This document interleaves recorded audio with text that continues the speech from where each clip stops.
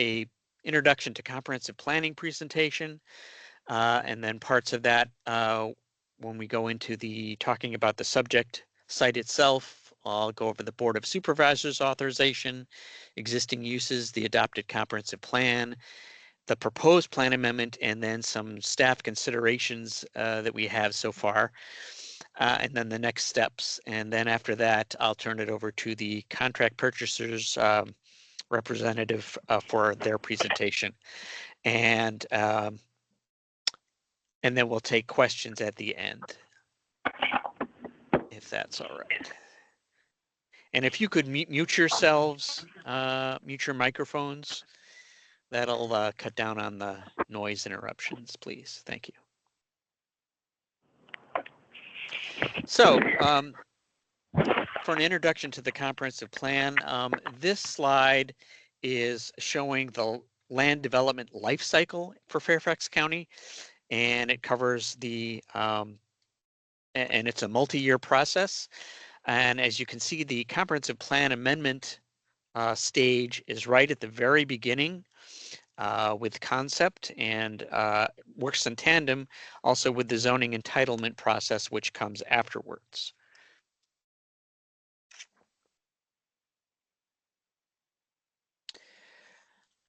So the comprehensive plan is a guide for decision-making about the built and natural environment that reflects the community's long-term land use vision for the future.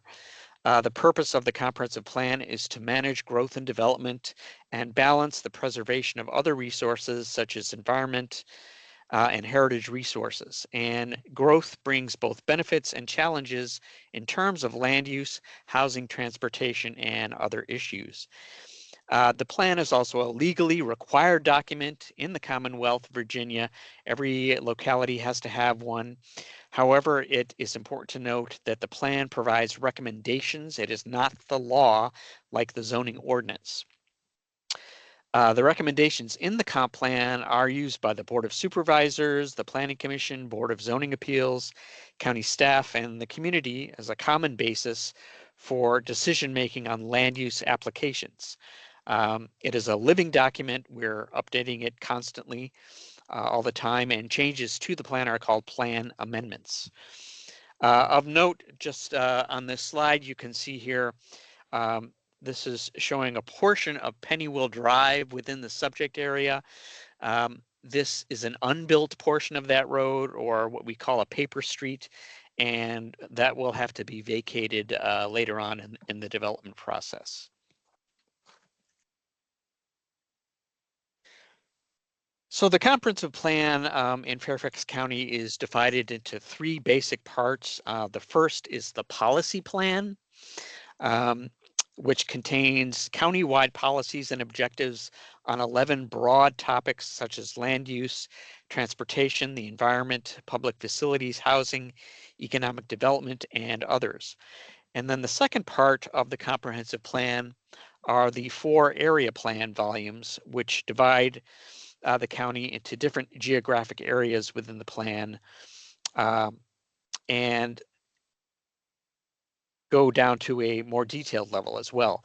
And the area plans are further broken down into planning districts, community planning sectors for specific areas, special areas such as transit station areas, community business centers, suburban centers you might have heard of. And in many cases, there are also site-specific land use recommendations for specific properties in the plan, in the area plans. The third element of the comp plan is a series of maps, such as the comprehensive land use map, the transportation plan map, the trails plan map, and the bicycle network map. And then there's also a glossary as well. So this slide is showing what's called the concept for future development. This is one of the most important elements of the plan. Basically, this is an overarching guide for the area plans, and the concept's policy direction in the area plans, which is illustrated on the map, is for almost all future growth and development to occur within the designated mixed-use centers. So some of those that I mentioned before, transit station areas, suburban centers, etc. And then only 10% would occur in the county's suburban neighborhoods, shown in yellow on this map, and the low density residential areas shown in green.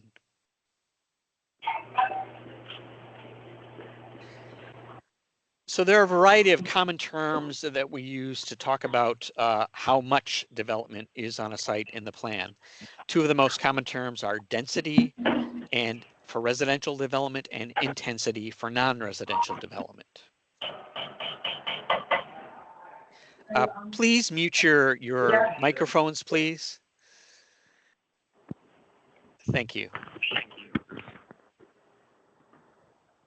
So the first term here is density, residential density, and this is expressed in dwelling units per acre. Basically, fewer dwelling units per acre is a less dense development. For example, single-family detached dwellings are often located in a 1 to 2 or 3 to 4 dwelling units per acre category, and that's considered low-density development. Townhouses are often at higher densities, and multifamily is often at the highest densities of 12 dwelling units per acre or more. This slide is showing you pictures depicting these various density levels and housing types.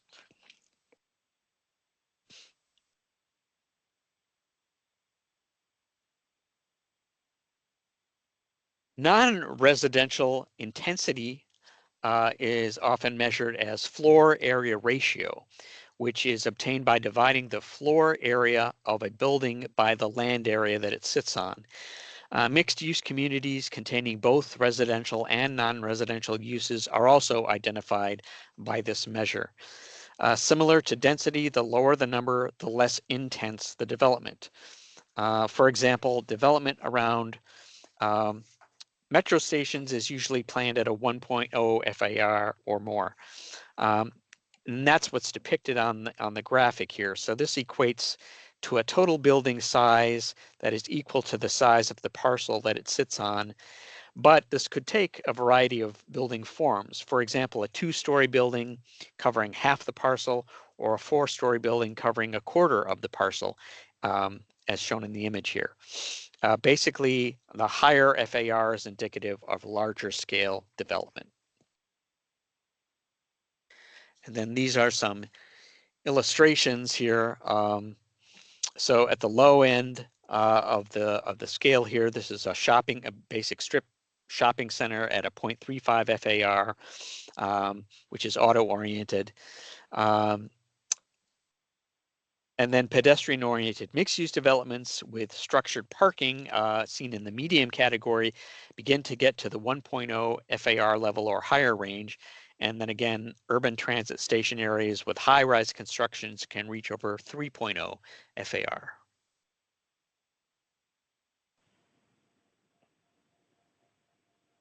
So as I noted earlier, the plan is a guide, not the law, and provides recommendations about land use, transportation, environment, and other topics generally. The plan is implemented through zoning, which is the law, and where more specific standards can be found, such as regulations for setbacks, open space, building heights, and explicit uses. Changes to the zoning map are requested through the redevelopment process, and during this process, proposals are evaluated for conformance with the recommendations in the comprehensive plan.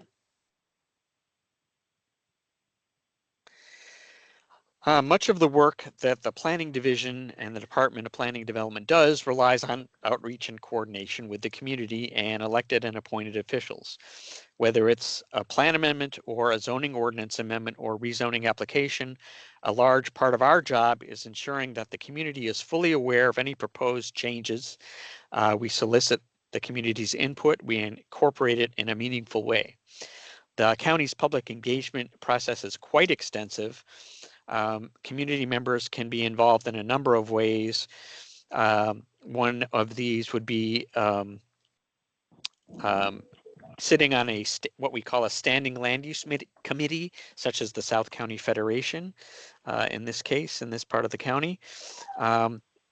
And then sometimes for our larger area studies, we will organize a special citizens task force. And again, the supervisors usually will invite community members to sit on those. Please mute your microphone, please. Thank you. So when asking how a site should develop in the future, staff considers many things. We look at what are the benefits and the impacts to the community. Our review involves staff from many different county departments and many areas of expertise. As the staff coordinator for a plan amendment, I would gather comments from all of these agencies and consider those when evaluating a plan amendment and working through draft plan recommendations.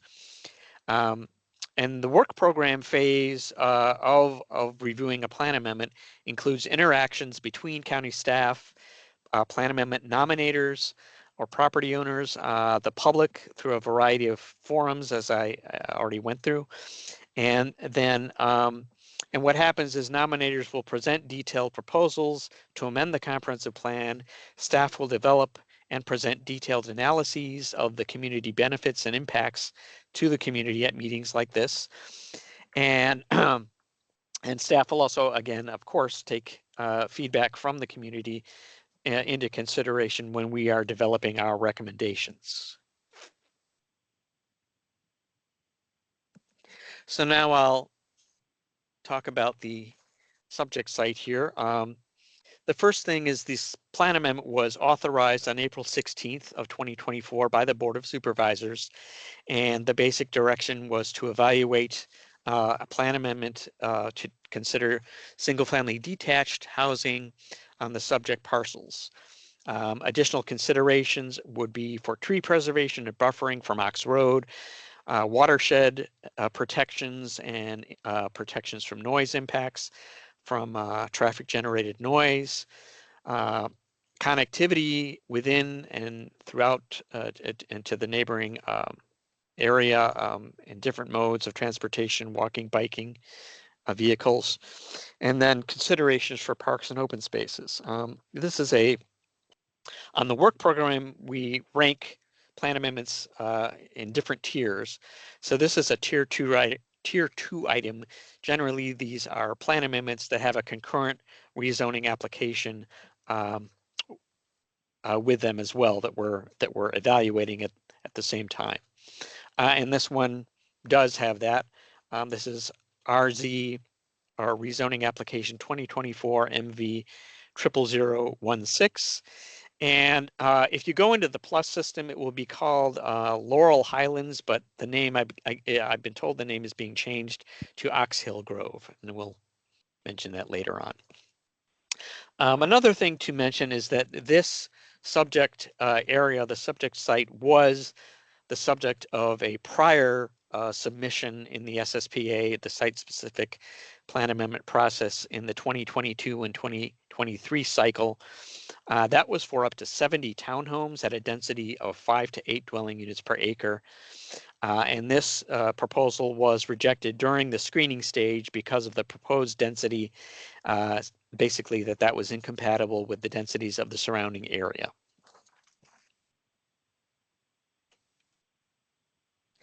So this slide is showing the subject area. It's located on the east side of Ox Road, south of Hose Road, at the Ox Road intersection. The two southern parcels between Hose Road and Pennywell Drive on the east side of Ox Road are developed with 3 single-family detached homes, but much of the site is undeveloped, and there was a previously there was a third single-family residence that was demolished. The subject area is surrounded by single-family detached homes. This slide is showing a couple of features. There is an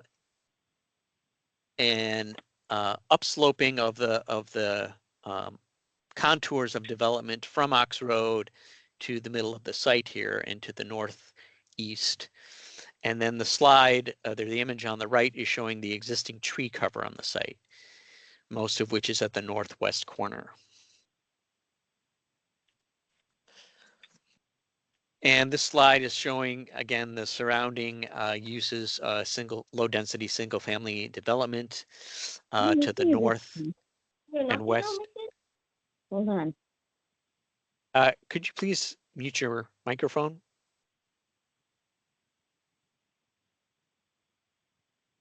Thank you. And then this is also showing homes directly to the east in the Kavanaugh Crossing subdivision.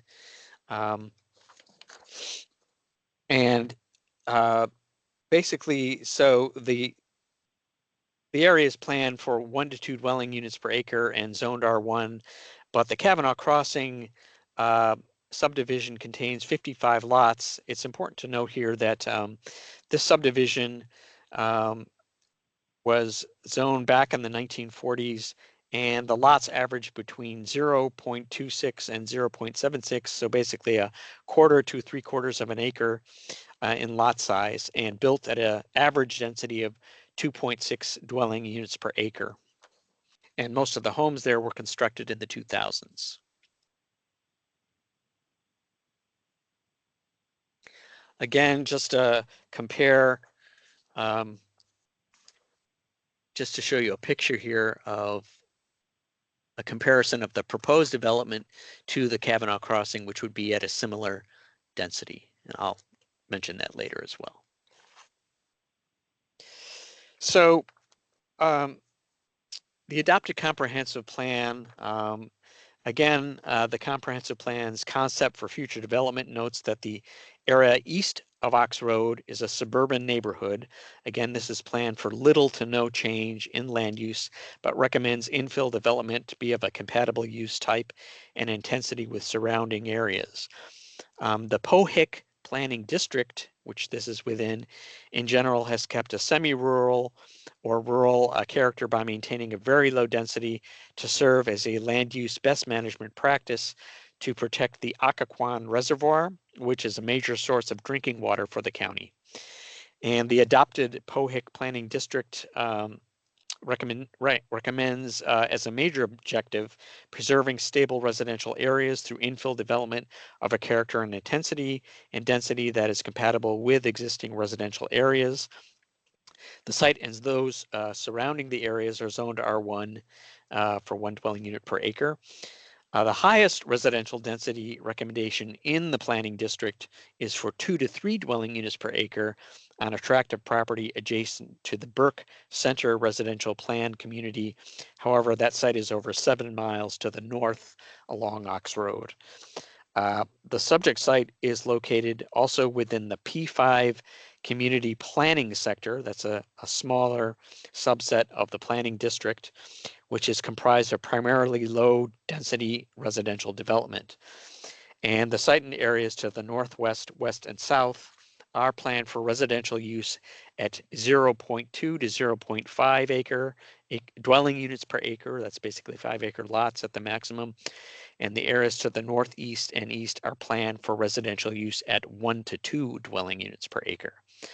Again, noting that the Kavanaugh Crossing subdivision adjacent to the east across Old Ox Road has been built at a density of approximately 2.6 dwelling units per acre, which is consistent with the proposal on the site. So this is the proposed plan, concept of the proposed plan. Basically, again, this is for 23 single-family detached units at a density of 2.64 dwelling units per acre. It includes a community park and it includes visitor parking as well. So some considerations for staff and with our partner agencies. First of all, from a land use perspective, the proposed use and density are similar or equal to the surrounding area. There is traffic generated noise from Route 123 that has to be addressed. The proposed development would generate 209 new vehicle trips the proposed plan compared to the adopted plan, which would generate 52.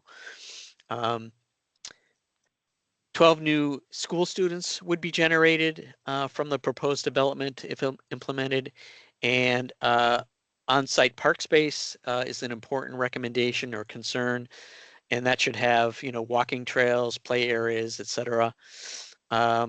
Preservation of as much existing tree cover as possible, designing the proposed development with the grade changes in the site, proposed trails along Hose Road and a sidewalk along Old Ox Road, and then stormwater management. Again, this is in the Occoquan watershed, but not in the water, the water protection overlay district. This is the tentative timeline for the review of the plan amendment. So I gave you the board authorization before in April. Excuse me. And then we have tonight's meeting. We may or may not be going to the South County Federation next week.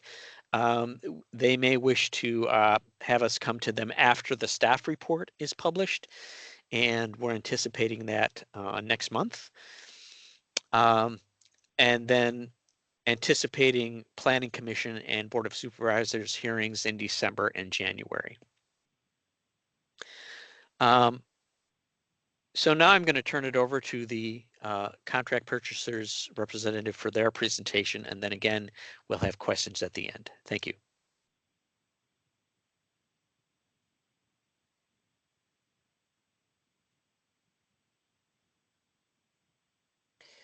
Let's see. All right. Aaron, can you hear me? Yes. And can you see the materials? Yes. Terrific. Let me get it to. Okay. Thank you, Aaron. Thank you, staff, for putting this together. A couple of brief introductions. My name is Greg Regal. I'm a land use and zoning lawyer with the McGuire Woods Law Firm, and very privileged to be representing Long Land in the pursuit of this plan amendment and associated rezoning. Joe Franconi from Long is also with me. Some of you may know Joe or may have met Joe in connection with some of the outreach that's occurred in this. And frankly, I'm going to try very hard not to duplicate what Aaron has already shared, but there were a number of things we wanted to emphasize. And really, as a starting point, I wanted to talk about the process part of this. And this community engagement is something that is very important to us. And really, we would not be here tonight if not for community feedback. And for better or worse, this evening was preceded by a process that has spanned nearly a year in terms of talking directly with stakeholders, with community leaders, with the South County Federation to try to find a consensus on a reasonable path forward to answer the question of what reasonably should become of this very visible but undeveloped piece of property right along Route 123, as you saw on the maps. And we owe a debt of thanks to the South County Federation for their leadership, their constructive feedback, and just working constructively to push for solutions and hopefully good answers for the community. What staff did not mention is that process did result in a motion of support by the South County Federation for at least the plan amendment portion of this exercise. And I want to be clear from a process standpoint that that is by no means a finish line or a finishing point. At best, we are sort of at a midpoint in the exercise, and we, for better or worse, have plenty of process left, which I hope and think is a good thing in terms of continuing to refine the proposal, to work through the details. And certainly history shows the details matter in any land use proposal. So we are not at the finish line, and this exercise hopefully provides some good measuring points and goals and targets to aim for as we go through the remainder of the process, which will push well into calendar year 2025. And I want to be very clear too that while we have, as I started with, we have great respect for the importance of community outreach and community engagement, and again, it's what got us to this point. But I also appreciate that there are constraints with this sort of format in this sort of an evening, and for anybody that wants more information or wants to meet directly or wants to go to the site or talk with the potential developer, we'll absolutely make ourselves available in whatever form is proper, whether it's virtual like this or whether we meet directly, as the case may be. And we'll certainly you have our commitment that we'll continue to work productively with the South County Federation as we go through the remaining steps of the process through the rest of this year and, as I've said, well into next year. So with that long sort of process summary, I think at the bottom of this slide, the so-called concept goals are a good capsulization of the history.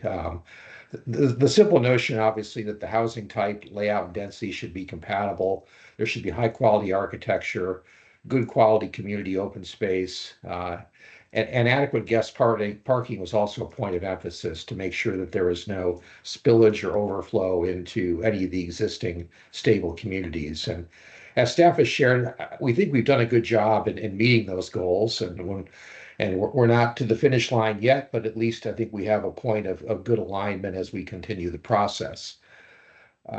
Going to the next slide, evolution is usually the sign of a productive land use process, and we have evolved considerably. As staff noted, we started with a much more dense townhouse program, dropped the density considerably to the 23 units you've seen tonight, and really tried hard to mimic the communities that are around us, namely the Kavanaugh Crossing community, in terms of lot sizes, density, and frankly, just the collective quality of development as well.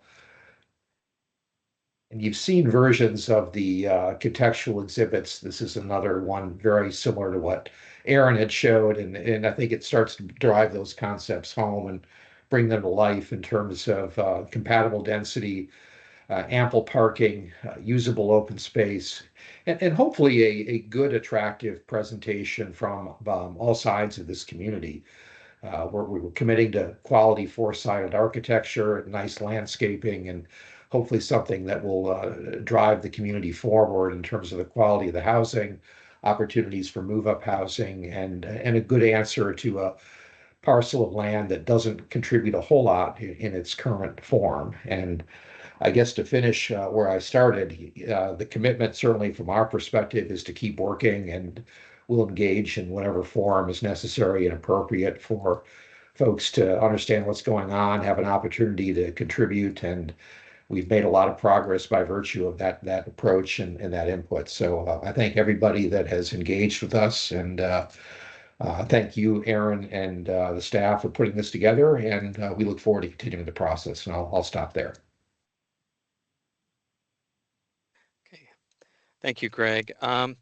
So if you would all use the raise your hand function at the top of your screen, that little hand, if you would like to ask a question, and then we will try to answer them in order. Okay, I see Briscoes. Hi, yes. Corey Briscoe of Virginia Terrace. Thank you all for this incredible community forum. And for the sake of transparency, let me see if I can come on camera. I do appreciate, the presentation from you, Aaron, and then Gregory. I think the response, I do have some questions, and I think I am a person of clarity, so I can understand. As a homeowner on Virginia Terrace who would occupy literally quite adjacent to you all, what I am interested most is traffic. I'm interested in what that looks like, how it affects. I'm also interested to understand the significance and the difference in the class and size of house, as our houses in Kavanaugh are larger.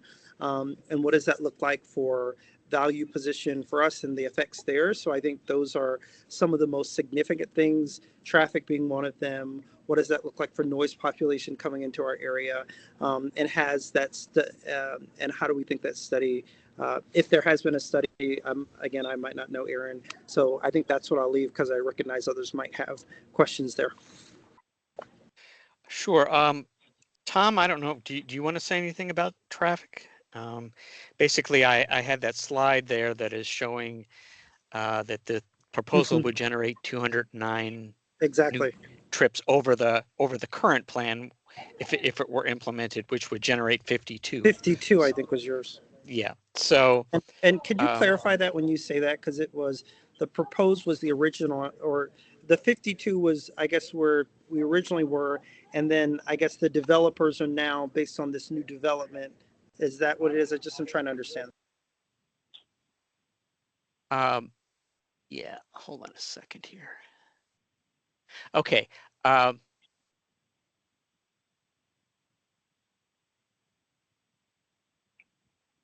So the adopted plan, if it were implemented, would create 9 new homes approximately instead of what's being proposed, and 9 new homes would generate 52 new vehicle trips. So this is 23 homes, and this is going to generate 209. Compare, yeah. And then based on that traffic pattern, would we expect at one point there need to be, are we getting to the point where we're going to have a street light there? That's like, I'm just thinking of the traffic pattern and how that affects, 2 neighborhoods that kind of point in and only one intersection, right? There's only one way kind of to get in there. And then you have the 2 neighborhoods, that's where I get concerned. We're going from a rural suburban to almost now, a definitely more significant traffic presence, and I'm sure other neighborhoods have it.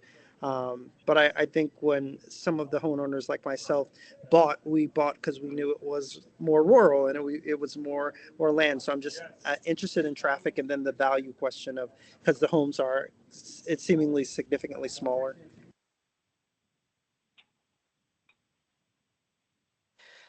I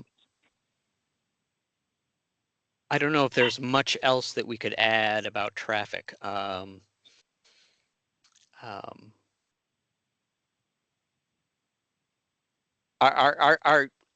guess, were you saying that you're concerned that there's only one access point into the? Correct. Okay. We'll take that down. Okay.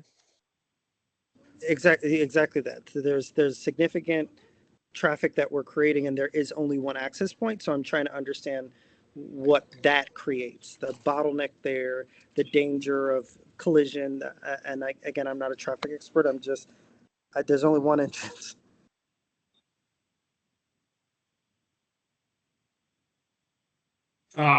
Briscoe, I'm Joe Franconi. I'm representative of Longland. I'm a principal and a partner there. The traffic, what we're talking about generating, is 209 versus 54, which is a net gain of 150 trips proposed per day, above what would be there if the property was developed as it is by right. Without going in and debating the finer points of traffic, I assure you that by the time we get through the rezoning, we will justify that we are not degrading the traffic to any significant degree of where it is today. Else we'll have to make proffers to take care of that. So the traffic will be addressed and vetted. We'll be able to speak better to the traffic as we get further through the process. And again, this is the first of what is potentially multiple of these. So with that, I'm gonna hope that answers the traffic question. I'm not trying to be vague, but that's about as best as I can drill it down to right now. Sure. And was there a okay. reason, just for a clarity point, was there a reason that it did not come off of Old Ox? Well, it is coming off of Old Ox. There is no entrance onto 123. We're coming off onto Old Ox. Maybe Aaron, if you could put the graphic up. Yeah, if you could put the graphic back up. Just to bring that point home in case there's any confusion.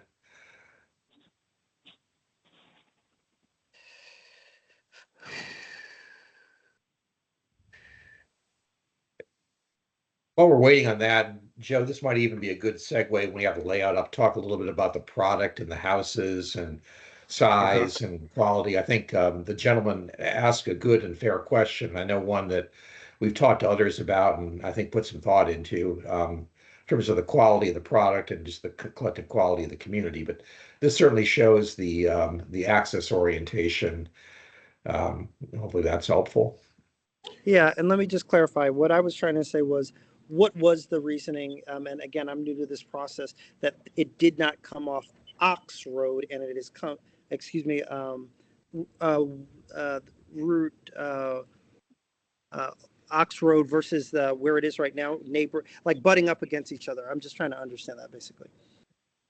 Okay, so Ox Road, Route 123, the median divided road that is to the west of this, is a limited access, VDOT limited access road. You're not making these kind of connections off of it. They're larger, more commercial entrances, and it's limited access. We wouldn't go in there. So this would be, and we wouldn't want to put accelerating traffic out into this higher, faster road anyway. So this is logically where it could go. That we wouldn't have access. We would not be able to have access to 123 for this project. And then as to speak to the product and the value of what's there, these houses by no means are small. This is 52-foot wide product, 55 and 60 foot deep, in-ground basement, 2 floors above. These are, good sized 35 to 4,500 square foot above grade homes. And it is what we said earlier in the proposal. Greg said it's move up housing. This is, this will be pushing the values for the area, quite frankly. Got it. That's super helpful. And I think my last point is, I guess it made a lot of sense for the neighborhoods to butt like that versus having an entrance point being different. I'm sure that was done in the study, right? Yeah. As a matter of road planning and land planning, and I can let them speak to it, you want to have those perpendicular parallel intersections lining up center line to center line. It's much better for traffic flow and overall. I mean, that's the ideal situation to build the intersection, actually. Got it. Appreciate you all answering my multiple questions. Yeah, good questions. Thank you. Okay, I think Rebecca Henderson is next. Thank you. Yeah, we had concerns about the traffic as well, especially because there's no sidewalks along that section of which is technically Ox Road, which I don't understand, but anyway. It's difficult to walk around the neighborhood. People like to get out and walk. So is there going to be any accommodation for that? Because you're putting all this extra traffic in there. Yes, ma'am. Well, there is a full frontage improvement with sidewalk along the old Ox Road frontage. And then we're going to try to connect to the trail. There's a 5-foot shared use trail that's on 123. And we will be connecting a trail of full frontage on Hoos Road into that intersection up on Hoos. So the full frontage of our property will have sidewalk and or shared use trail. That doesn't help us. As well as a sidewalk within. That does nothing for us though, because we live south of that. So we would have to almost get run over to get you your sidewalk. Yeah, I think that's our concern as you're putting this new development in, and there's, I mean, I can't even, sometimes you can barely get your car down the road, much less walk down the road. And then the other concern is the water, because right now the drainage ditches don't really accommodate the water. And is that something that's going to be, I mean, I feel like if you're going to add all this traffic, then something needs to be done for that whole section of the road. Because you're just like yep. They From did Workhouse to Hoos. When you guys expanded Workhouse, you just kind of, slapped that on there and then left this, narrow little section of the road. And it's just, I don't want to see this be another slap it together kind of a situation. I feel like that road needs to be upgraded all the way down. So I don't know if that's a plan. And if we wanted to discuss, if we did want to get together with somebody, because this really is not the best format for us. I mean, I work with a computer all day, but a lot of people in this neighborhood don't. Who would we need to contact? You can contact either me or Joe. I'm glad to put an email out now, or staff has our contact as well, if that's easier. But we're happy to pick the conversation up. And look, Okay. I think we get the notion. I don't mean to oversimplify, but the need to make the pieces kind of fit together. We can control what the land that we've got a hold of here, but if there are ideas on how to facilitate that a little better, we can certainly have that discussion.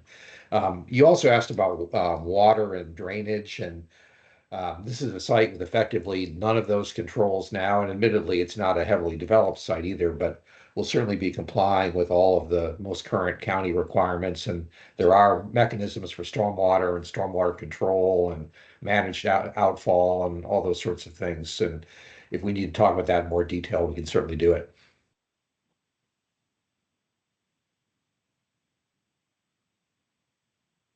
Okay, I think Sue is next. Sue, are you there? Okay, then let's move on to John G.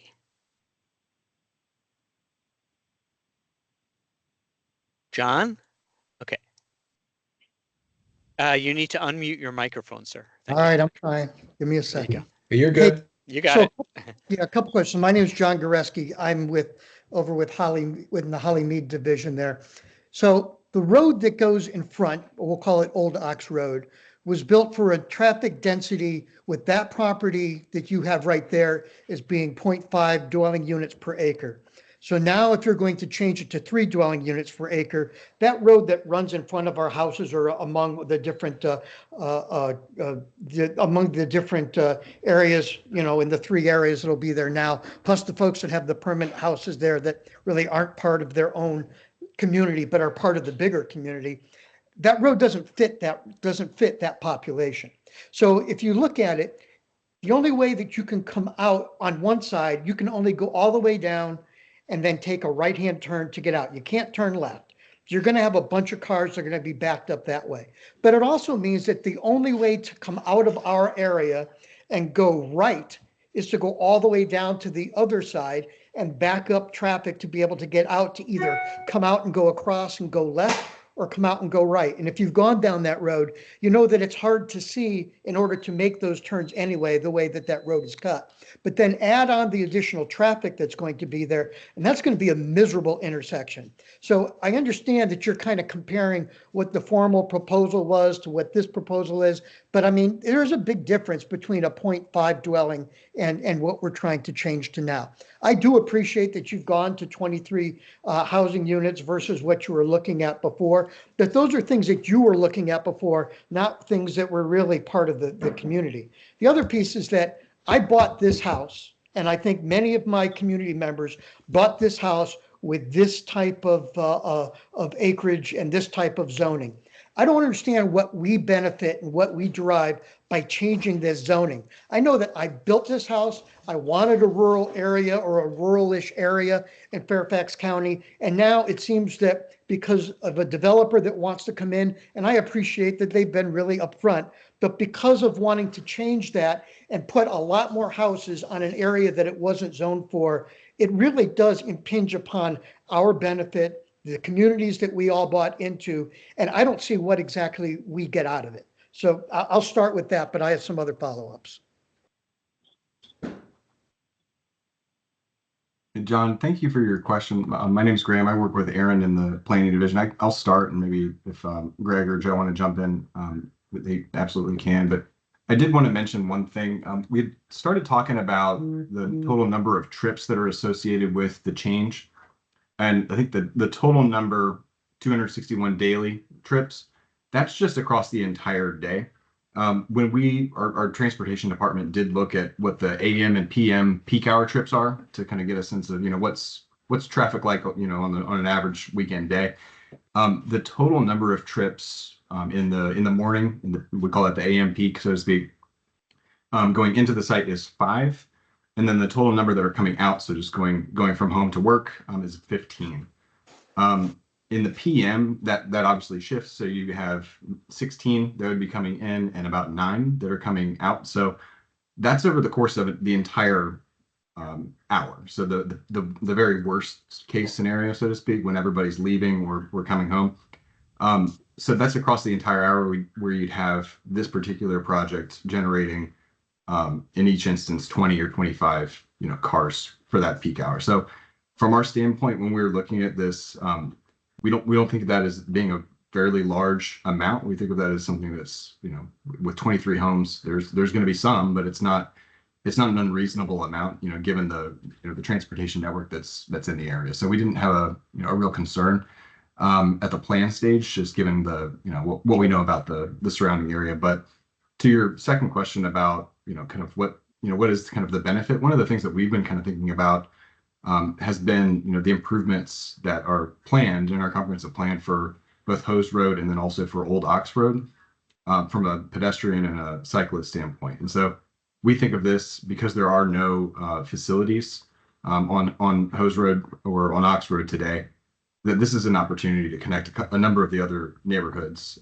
to the surrounding trail network. So getting out onto the 123 trail, for example, and the ability to really kind of utilize that facility a little bit more directly with dedicated bicycle and pedestrian facilities. So that's one of the things that we've been kind of thinking about. This is an opportunity to kind of implement some of those longstanding comprehensive plan goals. So Aaron, I'd like you to walk the ground with me and show me how this thing is going to be better. And I'd like, or sit in front of a map with you where you show me where suddenly I'm going to have access to areas that I currently don't have access to. And then explain to me how me accepting this greater acreage density is to my benefit, and how that offsets what that area is. With regard to the traffic, I'd like you to come in my car with me, and we'll go stop at that intersection and kind of take a look at how hard it is to cross the intersection with 1, 2, or 3 cars in front of me, not to mention what else is there. My other concern following on is that in the community that was most recently built, that was built down on Lorton Road, that's right across from the old prison site there, you all built houses that were there, but the driveways aren't big enough to be able to house all the extra cars that are going to go there. And I understand that you've got visitor parking. I'm not quite sure where that is, but they've already outgrown their parking spaces and the parking in front of their houses. I want to make sure, and this is something that the county can do, I want to make sure that nobody's parking on the old Ox Road because or in our neighborhoods, in order to kind of offset the lack of parking. I know that you can say that there's 2 drivers, but as families develop, as they have here in Hollymead, et cetera, you're going to have teenage drivers as well as if it's a nuclear family, the father and the mother. So you're going to have several cars that are going to have to drive, plus guests that are going to come in, et cetera. So I want to make sure when I look at what appear to me to be small driveways, but again, I'm only looking at small little charts, that there's enough place to put all of those people on all those cars so that it doesn't bleed over into the rest of the neighborhood. To include if anyone's got trailers or any of that stuff, I don't want any of that parked on the general road or in our general park in our area. So what kind of things can the county promise us that mean that so that we can be assured that we're not going to see those kind of problems? Absolutely. Well, John, from a county standpoint, we'd be happy to meet with you, by the way, to kind of go down to the site and walk it with you if you're interested. So we'll take you up on it. From a I want to walk the whole policy, road, not just that area. Sorry? I want to walk the whole road, not just that area. I want to take you down to see the places where all the good people that live down on the end towards the prison. I want you to see what kind of impact that has. And then we'll walk all the way up to the other side as well, because I kind of want to show you what I'm concerned about and want to hear how the county, I hear numbers, but I also live here day to day. And so I want to make sure that we're kind of addressing those issues. Go ahead. I apologize. Absolutely. Yeah, we'd be happy to. And we can drop our email addresses in the chat so we can make contact that way. Happy to. From a plan standpoint, we typically don't get into parking for the comprehensive plan, but they definitely do at the rezoning stage. And so I think Aaron mentioned that this is a concurrent, what we call a concurrent case, where we're doing the comprehensive plan amendment at the same time as the rezoning. And so I don't know, Joe or Greg, if y'all wanted to speak to parking, that might be. I'll jump in on that. I mean, I think actually the questions on parking are good questions. I think ultimately that's hopefully a point of alignment.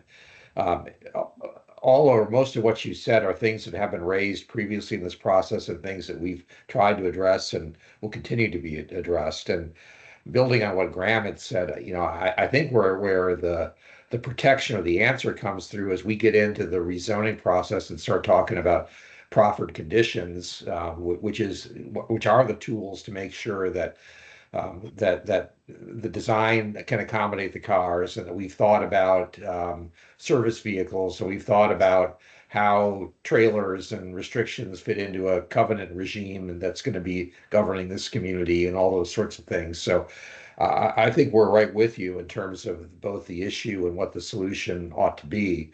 And you do learn from real life examples, and you're not alone in voicing that concern. And that's one I'm confident we can hopefully get to a point of alignment.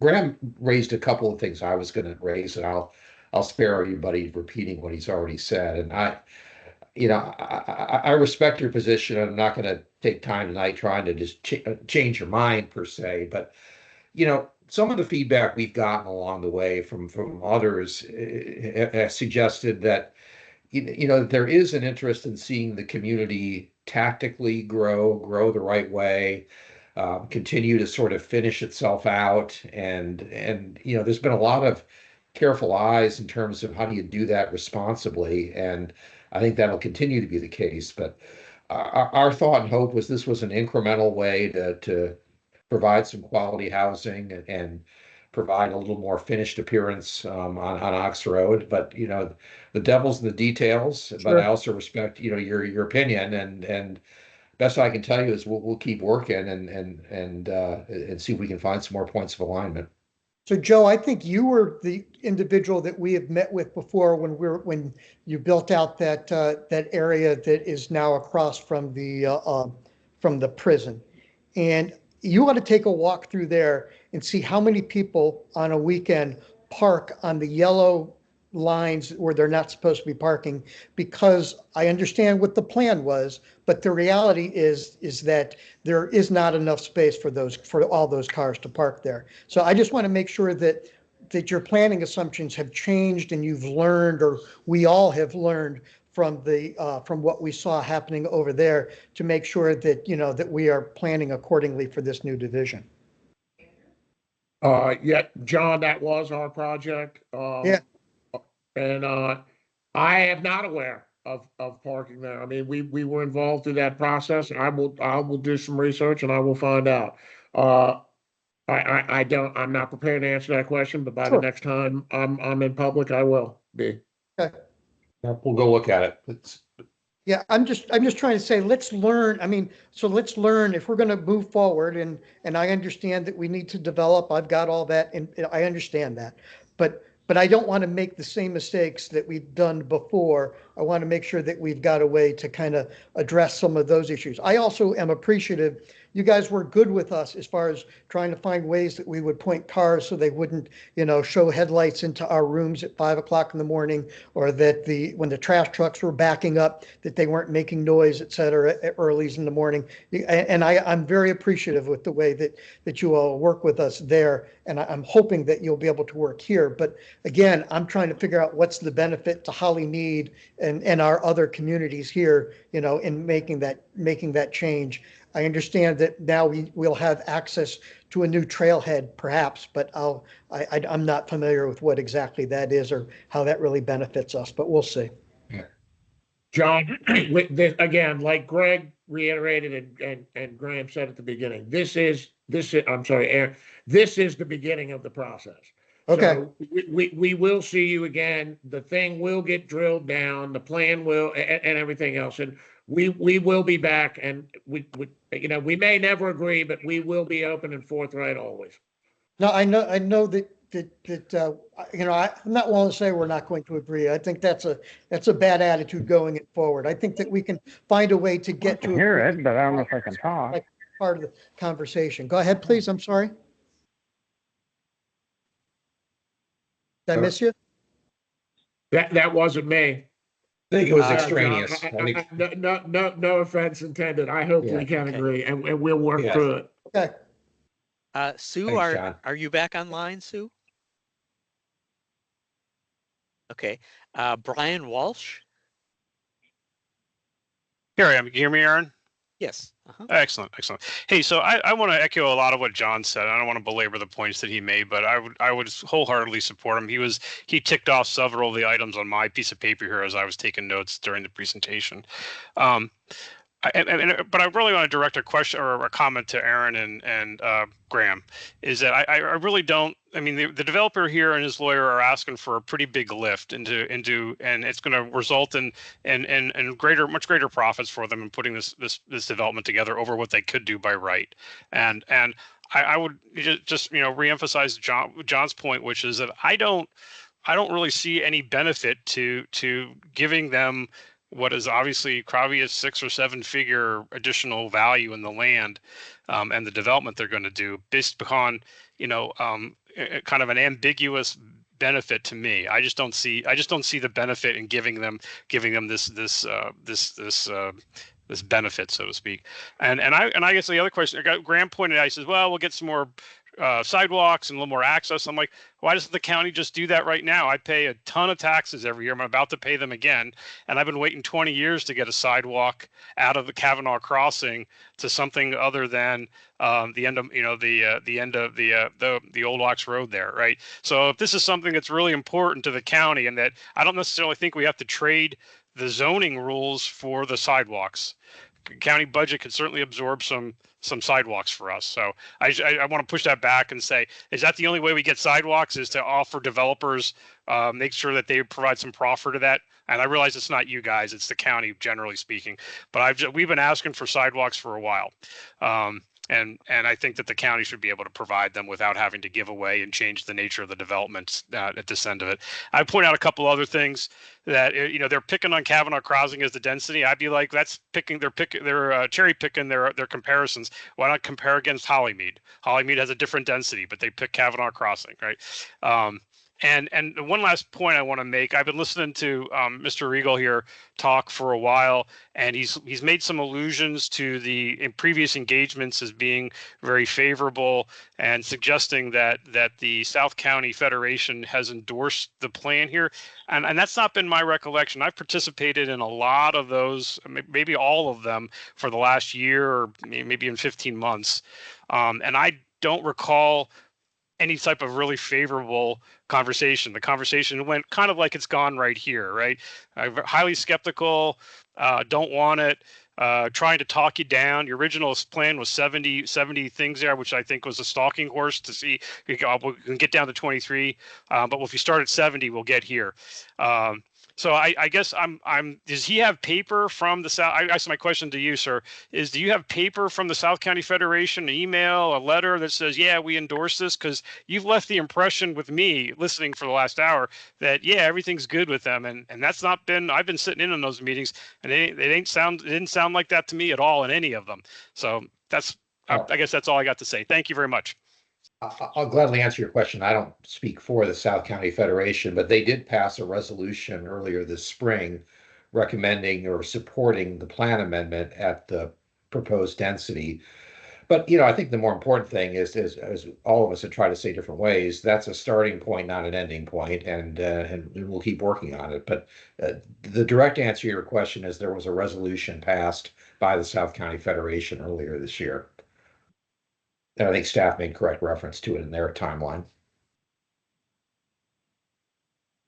I believe that the resolution said that, yes, they're supportive of the density, but they do want to wait to see how the rest of the process,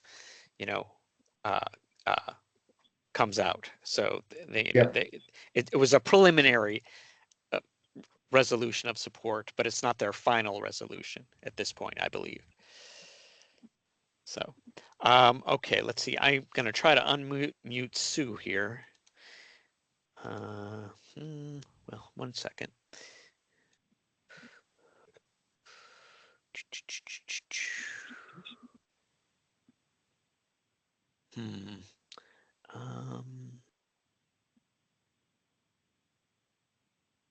Actually, Sue, can you unmute your own microphone? Oh, wait a minute. No, can't do it here. For some reason, I can't unmute you. Hold on, let's see.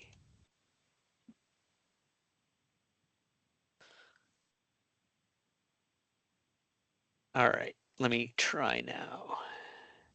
No, that's not working. There should be a, at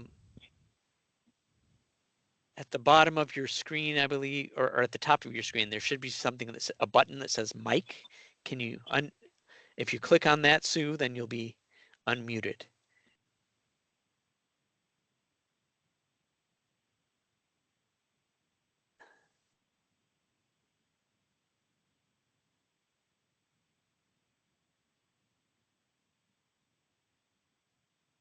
Huh, okay. I tell you what, Sue, why don't you write your question into the chat box, and then we'll try to answer that when you have it in there. Okay. Let's see here. Trying to look for other hands.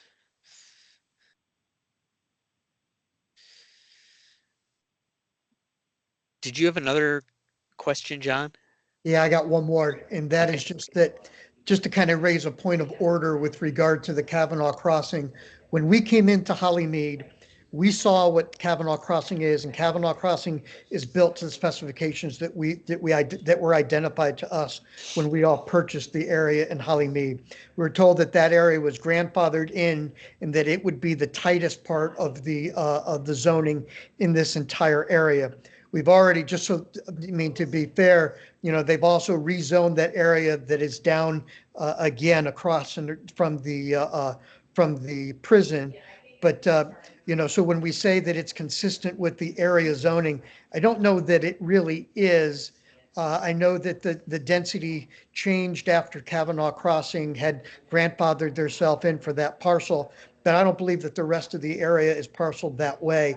And so it would be a change, certainly a change from what we were told when we bought this area, and certainly a change from the plats and stuff that I inspected before I moved into this area. So again, it is a change. It's changing the community that we had identified and that we paid for when we bought these lots and bought in this area. And I'm anxious to talk with you all to just figure out just how we get to benefit as a consequence of that. I understand the county is going to get additional tax revenue. So I get how you're going to get, how the county might benefit, but I'm trying to figure out how the community benefits. And so I guess I'd kind of like to have a further conversation with that. So I apologize. Some of that is duplicative, but. This is Joe, and I want to bring one thing up, and I just ask everybody to take it as a point of consideration. The majority property owner of this property is a 84-year-old woman named Phyllis Wyatt, who moved into that house, I believe, in 1968 or 70, something like that. And Kavanaugh Crossing wasn't there. Hollymead wasn't there. Ox Road was a sleepy little road, and 123, the divided road, didn't exist behind her. They came in. So she's there. It's an exit strategy for her. I want to reiterate that, we got to look at everything from both sides of the equation. There are stakeholders here. I am the developer. I am the contract purchaser. It's the stakeholders, the owners of the property. So, let's consider them. I think we've gone through a very constructive process with South County. I don't want to belabor the same things here again tonight. We're going to be back to South County. We will come back to you. We invite all of you to attend the South County stuff and let us go through the process together. Again, I hope that at the end of it, we do have an agreement. We're looking at this stuff in plan. We can show you where we are making traffic improvements. You know, when I say the full frontage improvement of Ox Road, that's not just that there's going to be a shoulder there and curb and gutter and a 5-foot shared use path behind it and everything else. It is going to be a tremendous, I mean, visual impact benefit when you come around the corner. It's going to be more inviting, more friendly. So again, let us go through the process and hope we can come to agree. Yeah, I think it's only in front of the footage that you're talking about, just to be clear though, is only in front of the development. It's not for the entirety of the old Ox Road area. Is that right? Make sure I understand. Yes, it is just for our area because again, we're going to be dedicating a significant, like 35 feet of road frontage into the public right of way and building a turn lane and a decel lane, curb and gutter, and a 5-foot shared use path. So our portion of the road of what's in front of ours is going to be improved, which will be, it will open up the flow from our point to whose road. Absolutely, it would be an improvement over what you have there now. Okay. Sue entered a question in the chat. I'm concerned about the power grid with this many houses being added to it. As it is, the power goes out plenty around here. How will they overcome all the power outages we've been experiencing?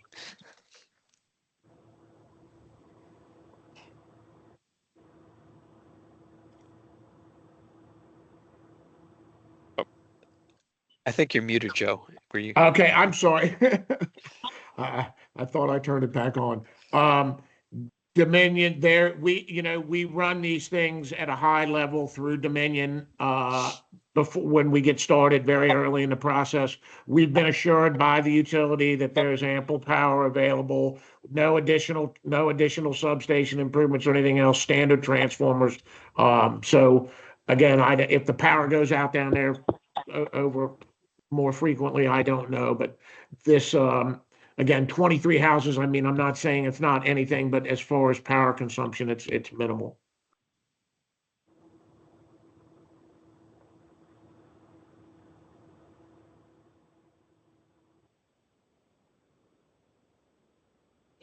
I think Sue makes a good other point though about that Workhouse Road and Who's, are a backup to I-95. And again, if you're there on a weekend and you're trying to get out of Hollymead and go down go down the old Ox Road and make a right so that you can make a left there, sometimes it's almost impossible with cars zooming around and the traffic backed up as far as it is. You can't even get in there, not to mention having to wait the number of light cycles it takes to get on 123.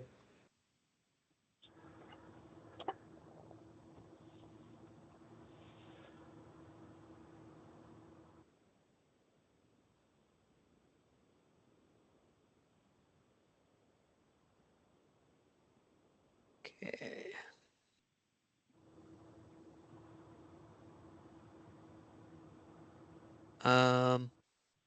I'm not seeing any other hands. Are there any other questions? Hello? Hi. My name is Beverly Jiggets. I'm in Hollymead. I'm obviously on the phone, so you can't see my hand. But I do have a concern. I was on the last meeting, and the proposal at that time from the developer was for 23 houses. And I actually asked for the traffic study, so I'm glad that was done. But I am concerned about the 25 cars. I know the developers are not concerned about 25 cars in the morning or 20 to 25 cars in the evening during peak time, but I think that is a significant increase, again, especially given the other concerns that have already been raised about the limited access to Who's Road and to Workhouse Road on this narrow street. So again, last time before the traffic study, the proposal was for 23 houses, and I know it's been said that this is the beginning of the process and that you are wanting to work with us and address our concerns. but the number of houses didn't change. Now, again, I'm on the phone, so I don't have the advantage of seeing the diagrams. Was there any change in the development itself from the last meeting to now, when some of these same concerns were addressed several months ago?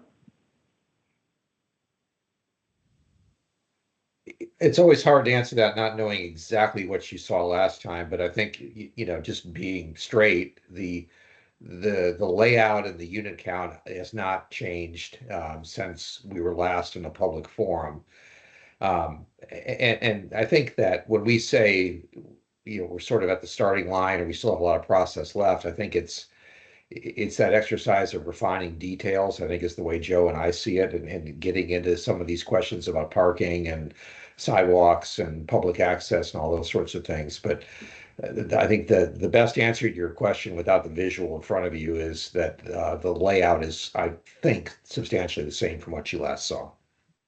Okay, because these same questions were raised before. So I guess my concern is, when you say that you're going to work with us to address these concerns, what does that mean? Because the sidewalk, that was mentioned before, that the sidewalk would only be in front of the development, that there would be a lane, an access lane or additional lane to turn into the development. So what does working with us to address the concerns in reality, what does that look like since the last meeting, when these same concerns were addressed, and they have been addressed on previous meetings, nothing changed? I think that some of the examples that your neighbor John had made brief reference to from the prior process are maybe good guideposts in terms of some of the very specific detail we got into in terms of how adjacent lots work together and some very specific screening and design commitments. And I think we'd fully expect to have those discussions. I suppose part of the reason there hasn't been a lot of change is that rezoning process that is sort of the next, not is sort of, is the next step in the process, really has just begun. We've filed the applications. I think they've been routed for review internally by the county, but we've not yet gotten the specific feedback from county staff with their thoughts on what a more evolved design ought to look like as well. So that's part of the answer. But as Joe and I both try to say, I mean, we'll stay engaged and we'll keep working as best we can.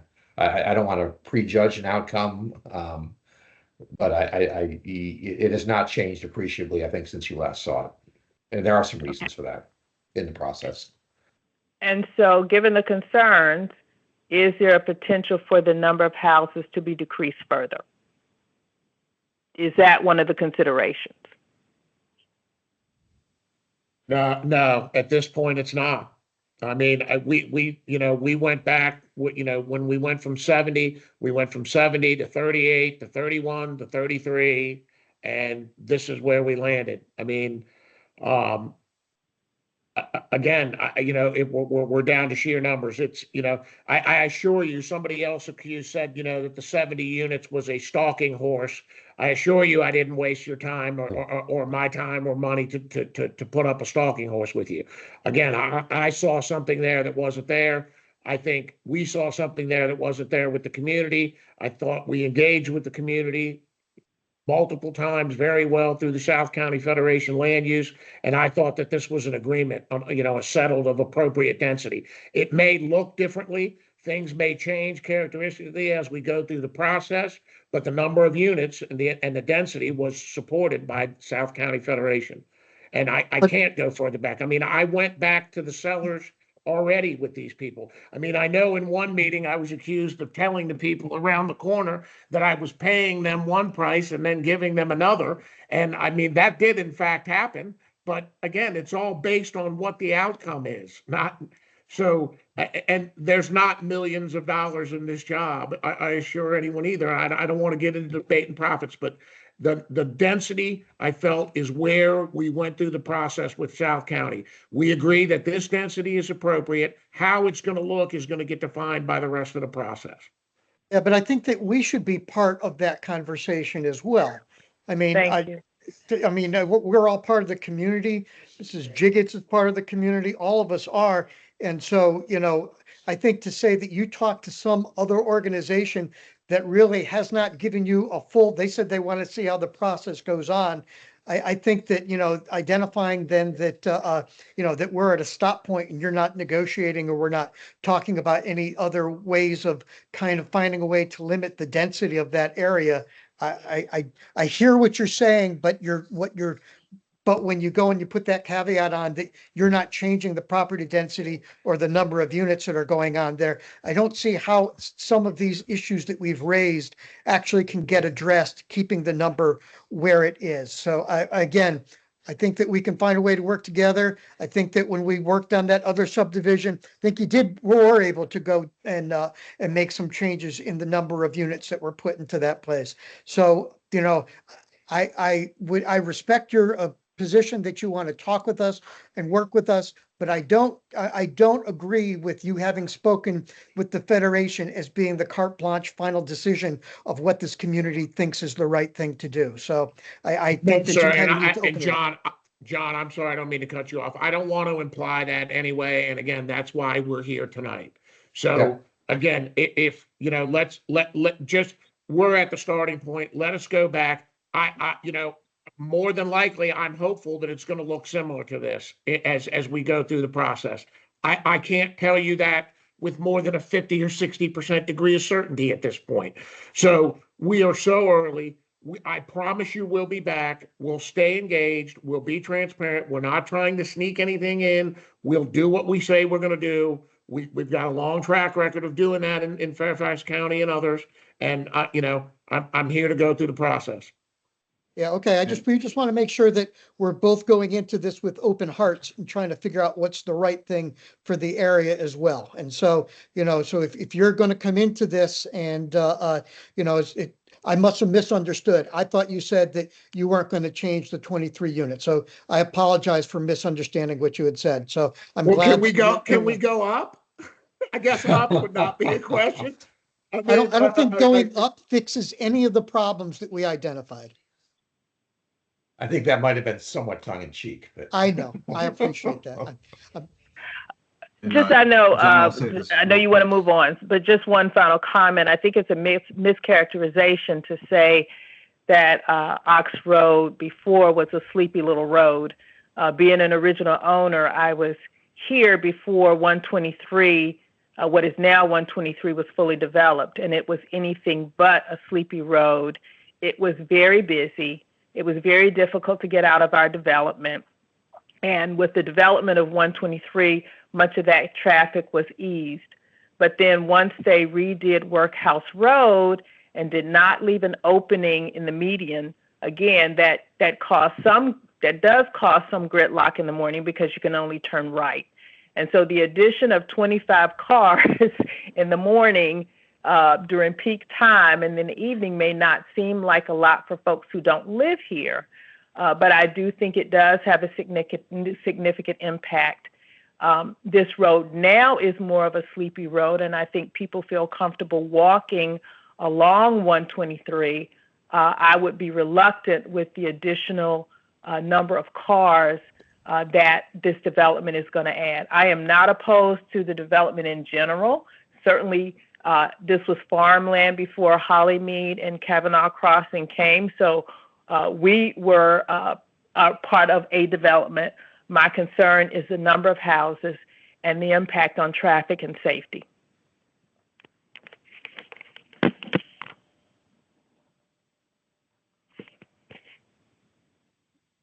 Okay. Brian, did you have another question? Just one quick question or comment, Kyron. Joe and the attorney there have made several allusions to that we're at the beginning of this process. There's still a lot of ground to cover, and undoubtedly there's still a lot of ground to cover. But I hear two things being said. They're suggesting that there's still a lot of room for negotiation, but at the same time, I heard Joe, say, hey, listen, 23 is rock bottom. You're not going to go below that. What we're debating now is what that 23 looks like, right? What's the sidewalk look like and whatnot.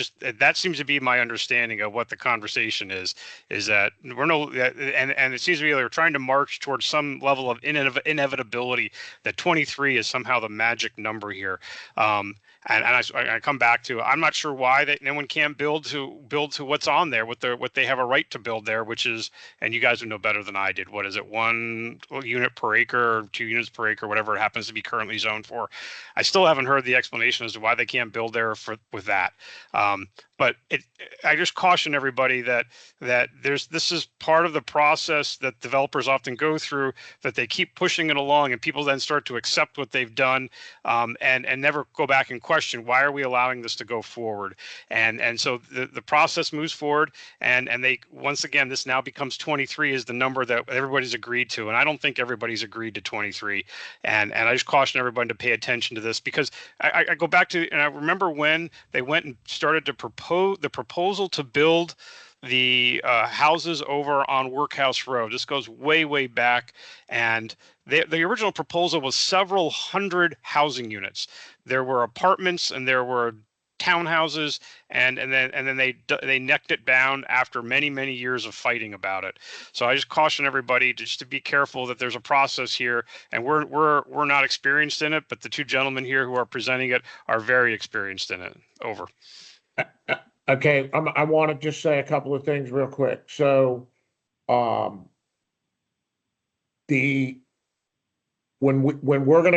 we're coming in here now with 23 as a maximum, okay? I cannot say with more than a 50% degree of certainty at this point where we are in the design that I can even get 23 in there. So in what we would be going through a process now, it's 3 phases. We're going through a comprehensive plan, which this is. After that, we go through a rezoning. And after that, we go through a site plan. Okay, so between the rezoning that gives us the ability to subdivide the land and the actual plan that goes in, I know that I can get 23. I may end up with 21 or 22 through the natural point of logistics and being able to actually feasibly do it. With the way that we got to keep these lots, the way that we have to cut the lots now that the lots are so much bigger. So we're at a maximum. I don't want to start negotiating at a maximum when I don't know what the ultimate minimum is going to be.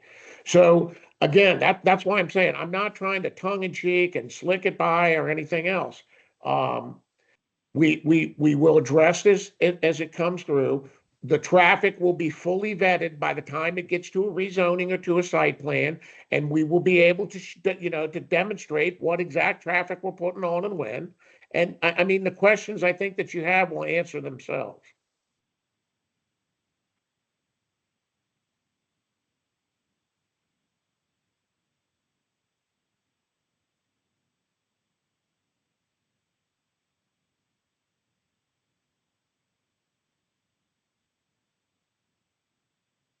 Yeah, are there any other questions?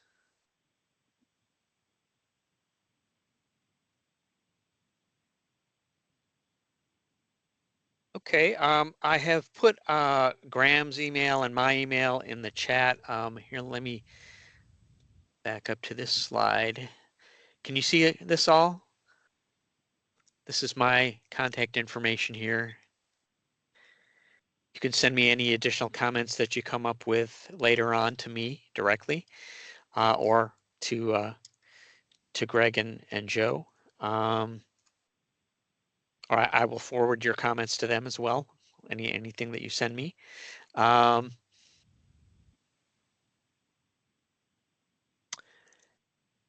And just stay tuned. We may have additional meetings. Again, we may schedule a site visit down there with you all in the future. So just send me an email with whatever ideas you have, and we'll go forward from there. Okay. Well, thank you all for coming tonight. Everybody. Thank you. Good night. Okay. Thank you. Good night, everyone. Good night.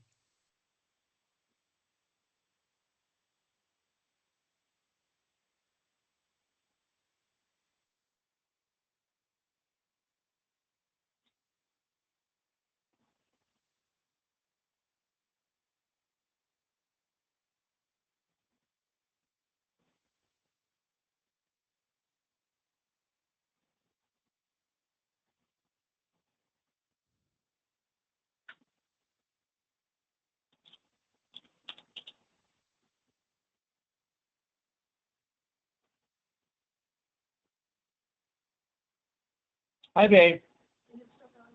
No, it's just finished. They're gonna put up, where is the pick? They're gonna put up about 23 houses. And the issue was obviously the same thing. The traffic and everything else and whatnot. And I think that everybody, and you know, there is, okay, the first time there, so I don't. Their entrance is gonna be where I think it's gonna, you know, probably opposite the, when you enter into the house, Virginia Terrace. That's where their entrance is gonna be. So we're both gonna have the same entrance. No, in Kavanaugh Crossing, you turn left, and to this, you will turn right as you come in from here. I mean, our house is at the corner right here. Now, the good thing about our house is that, you see this? Our house is, this is the house, our house is right there. Right. Okay, so they're gonna be putting a lot of trees there. They're here, they got double rows of houses there, okay? But I think what they're gonna do here, and their driveways are towards the back.